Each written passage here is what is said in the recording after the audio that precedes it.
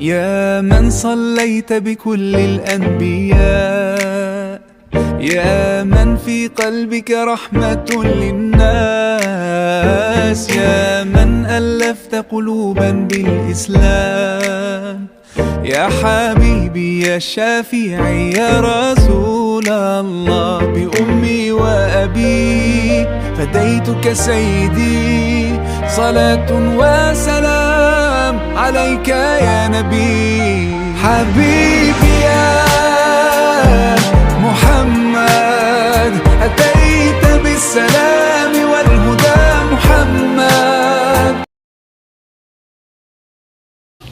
Bapak, bagaimana sikap Bapak dalam menghadapi banyak aliran di dalam Islam, masyarakat aliran sesat?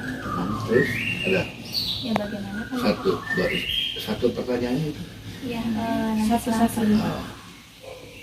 Bismillahirrahmanirrahim. Alhamdulillahirabbil alamin. Asyhadu an la ilaha illallah wa anna Muhammadan abduhu wa rasuluhu ala nabiyina ba'd. Kalau dalam Islam itu bukan aliran tapi golongan. Golongan yang ada dalam ajaran kata Rasulullah dalam hadis itu ada 73 golongan. Tapi hanya satu golongan yang akan mengikutiku, kata Rasulullah. Siapa yang mengikuti itu yang mengikuti Anabiya wa alaihi ashabi, mengikuti Nabi dan para sahabatnya. Apanya? Tata cara ibadahnya, tata cara pelaksanaan ibadahnya. Siapa nanti di yaumul kiamat akan dibuktikan. Kalau sekarang 73 golongan tersebut sadunia ada dalam Islam, pasti akan bingung, semua akan merasa benar. Semua akan merasa benar. Jadi dalam Islam tidak ada namanya aliran, tapi golongan. Tapi itu sudah dicantumkan dalam sebuah hadis Rasulullah Shallallahu Alaihi Wasallam bahwa golongan umatku akan terpecah menjadi 73 golongan, dan hanya satu yang akan masuk surga yang mengikutiku dan para sahabat. Siapa? Wa ana, yaitu kalau dalam hadis lainnya ahli sunnah wal jamaah. Kalau sekarang siapa yang bicara ahli sunnah wal jamaah, semua merasa mengakui. Jadi yang menentukan nanti siapa? Allah serta Rasulnya di yaumul kiamat. Tuh, coklat. Apa yang harus dilakukan oleh kita agar tidak terjerumus dalam aliran sesat, Pak? Bagaimana supaya kita tidak terjerumus kepada golongan-golongan atau aliran sesat? Kalau aliran sesat itu aliran yang tidak ada perintahnya dari Quran dan hadis, itu aliran sesat, aliran yang akan membawa kesesatan, aliran yang akan membawa ke jalan yang tidak benar, namanya juga sesat. Sebab orang seperti itu seperti barang seperti bagus tapi jelek. Maka sekarang itu banyak di dunia ini yang mengajarkan tentang mengajak supaya masuk kepada yang kesesatan. Nikmat sesaat, nikmat sesaat supaya enak. Bagaimana di yaumul kiamat nanti akan menjadi sebuah ancaman bagi dunia, yaitu neraka, karena mengajarkan aliran sesat yang tidak diperintahkan oleh Allah dan dicontohkan oleh Rasulullah.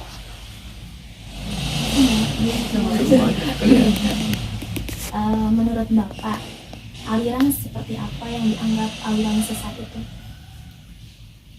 aliran yang dianggap sesat itu yang seperti nyambung kepada pertanyaan kedua. Aliran yang tidak ada perintahnya, yang menyesatkan terhadap ajaran yang dicontohkan oleh Rasulullah. Diperintahkan oleh Allah, dicontohkan oleh Rasulullah. Itu aliran sesat. Seperti dulu di Sumedang, ada yang namanya dahulu di Sumedang, ada yang namanya tahun 90-an Islam murni. Aliran sesat itu. Kok ada Islam murni berarti ada Islam tidak murni. Nah itu. Tapi banyak umatnya. Lalu apalagi contoh ada nabi palsu. Ada malaikat di Indonesia mah. Ada banyak ngaku nabi-nabi. Aneh kan itu alirannya. Tapi ada lagi orang yang mengikutinya. Why? Itulah karena SDM orangnya tidak tahu, karena ingin menikmati sesaat. Nah, jadi aliran sesat itu aliran yang sangat menyesatkan, seperti enak tetapi padahal tidak enak. Maka orang yang melaksanakan aliran sesat seperti kelompoknya, apalagi yang mengajaknya, bila mana tidak taubatan nasuha, akan menjadi tempatnya neraka. Pertanyaan keempat, Bapak, apakah aliran sesat tersebut dapat dihilangkan atau diminimalisir? Jika ya, bagaimana caranya, Pak? Aliran sesat tersebut bisa diminimalisir itu bila mana sudah ketahuan oleh siapa, pihak-pihak terkait. Pertama MUI, Polres, Kodim.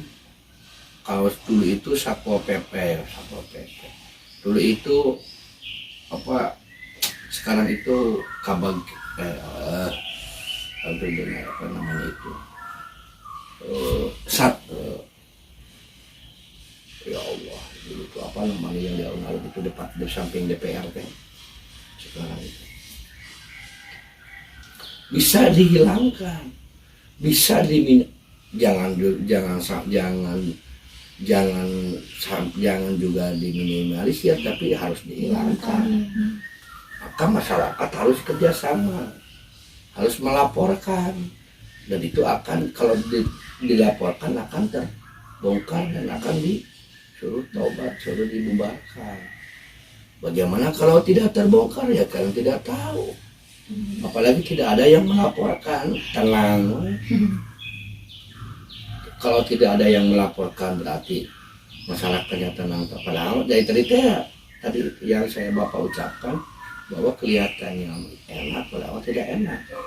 Itulah maka masyarakat wajib kerjasama, wajib memberitahu kepada pihak-pihak terkait. Pertama ke MUI kabupaten, kedua ke Polres, ketiga ke Kodim atau dalam istilah Muspida Kabupaten Sumedang. Muspida dimanapun berada, bahwa ada aliran sesat yang menyesatkan di lingkungan kami. Tinggal melaporkan, mereka juga akan respect dan respon untuk dari masyarakat karena aduan.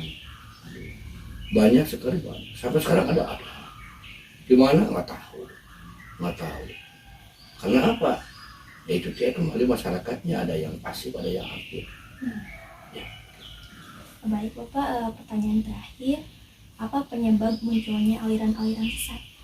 Penyebab munculnya aliran sesat yang pertama adalah karena tipisnya iman. Pertama, tipisnya iman seseorang dalam memahami ajaran Islam. Yang kedua,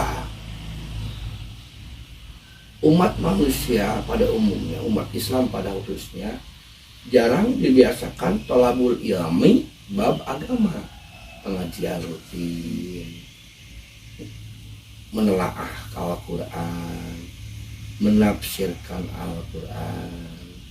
Lalu yang ketiga, jarang bergaul bertanya kepada kiai. Sekarang itu simpel. Jadi kiainya itu apa? Guru, Google. Ya, kiainya itu Google. Padahal kata Allah, fas'alu ahla dzikri in kuntum la ta'lamun. Keterangannya, namun kalau kita tidak tahu kan kita tanya. Kiai tidak akan tahu matematika. Berbagai rumus matematika itu kiai tidak akan tahu. Tapi otomatis kiai harus bertanya kepada ahli matematika. Itulah ahli matematika itu kenal keterangan di Al-Quran, pasti akan bertanya kepada itulah. Kalau dalam IPA simbiosis mutualisme saling membutuhkan itu ya. Jadi sekali lagi bahwa apa tadi pertanyaannya? Penyebab aliran. Itu pertama tadi ipis iman, kedua belajar thalabul ilmi, ketiga jarang bekerja sama dengan kiai dia untuk telaah itu dan sebagainya. Dan yang keempat mungkin karena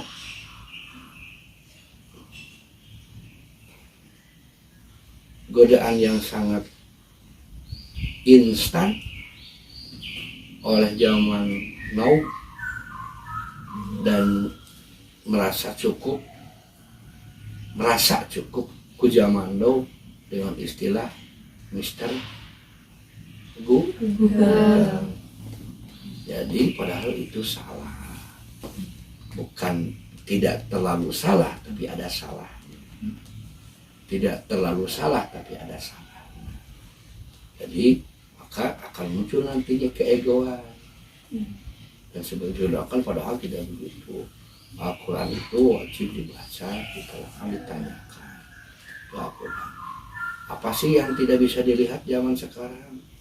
Nanti kalau begitu regi waktu akan terjadi tidak perlu sekolah, akan terjadi awas tidak perlunya sekolah, cukup aja kudu bisa ngitung uang. Dan apapun belajar dengan Mister Google. Kapan? Walau alam.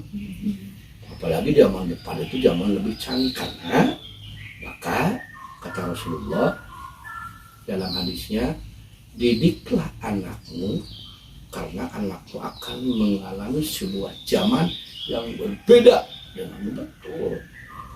Bapak yang sekarang berumur kepala 5 ke atas, ketika umuran kalian tidak akan merasa seperti ini. Kalian yang hidup sekarang merasa instan. Kalian yang merasa instan sekarang ya, apa sih yang tidak bisa?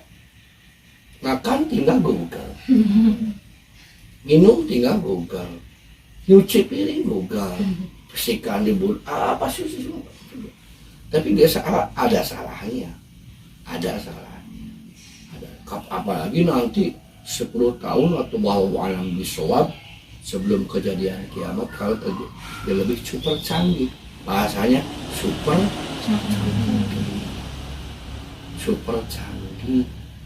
canggih mah sangat lebih canggih ya, lebih canggih. Jadi sekali lagi itulah yang akan menyebabkan munculnya aliran yang pikir terus kepada keimanan kita. Kalau tidak bertanya kepada ahlinya akan hancur, gitu katanya. Oh, siapa ahlinya? Kiai. Bukan Mister Google. Bukan Mister Google. Tapi ada benar, tapi ada salahnya. Maka itulah hanya untuk mencari informasi. Jadi, kalau misalnya mengguru ke YouTube itu Bapak ada lanjutan gitu jangan? Mengguru ke YouTube itu boleh-boleh saja, tapi jangan di 100% kan. Contoh, Pak saya suka pengajian Ustadz A, Ustadz B, style boleh. Alangkah baiknya kalau kita memang cinta terhadap Ustadz tersebut, suka terhadap ceramahnya, bukan di YouTube tapi langsung datang. Kenapa langsung datang? Supaya langsung bertanya. Dah cek Ustadz A, di nawan YouTube tadi mah Mister ada YouTube beda itu. Nah istilah gitu. Jadi bukan tidak boleh. Aduh, saya gak ngerti ini penjelasan Ustadz A gimana? Biar mereka. Itulah yang bisa. Jadi bukan Bapak juga suka ketika melihat ini pengajian. Tapi kalau bisa, kalau di YouTube pengajian, mendengarkan pengajian di YouTube, kalau bisa sambil dicatat. Hadis anu tulis, Quran surat anu tulis. Lalu kita buka di rumah.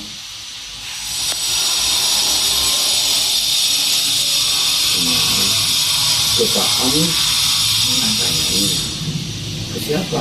Ke ahli. Yang ini Kiai Ustad itu ya ajengan yang pada pokoknya sama bahan dasarnya apa?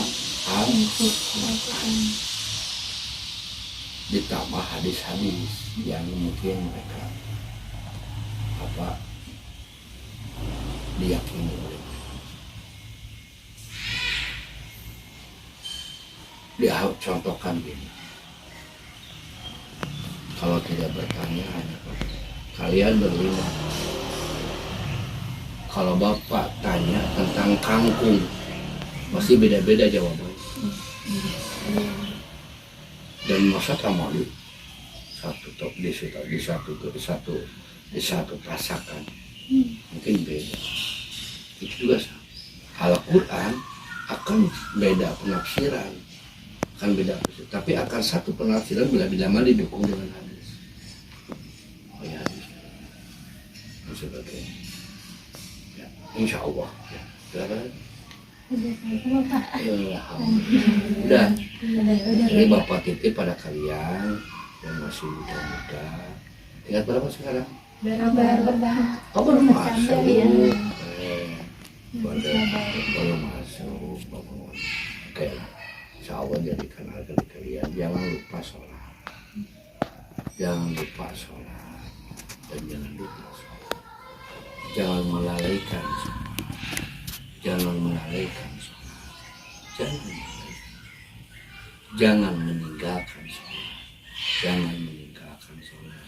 Jangan pernah kecuali qadarullah. Kejayaan qadarullah. Kenapa itu? Menangislah kepada Allah. Memohonlah kepada Allah. Di masjid UPI ada masjid besar. Salam menangis, meminta kemudahan, lakukan. Setelah bersolat, berlakulah akhlak yang baik. Insya Allah kalian berhasil. Tapi kalau kalian meninggalkan, kalau kalian sampai Anda mau. Tapi Pak ada yang begitu. Tapi dia berhasil. Tapi kalau berhasil berarti istidraj. Apa istidraj itu? Disungkun kalau kedua. Pada telah sholat tapi bukan itu jadi. Kita bukan itu yang barokah. Jadi semua kegiatan yang kalian itulah keimanan yang supaya tidak tipis. Dari 100% kegiatan beda-beda yang 5 ini, biarkan hanya Allah yang menilai. Kamu bisa ke 5%, 7%, 8%, 9%, 1%. Allah bakal masuk surga. 1%. Itu apa? Tidak boleh. Kalau perang itu menjadi alasan make up meninggalkan pernah alasan karena di make up meninggalkan kecuali qadarullah. Udah. Alhamdulillah. Assalamualaikum warahmatullahi wabarakatuh.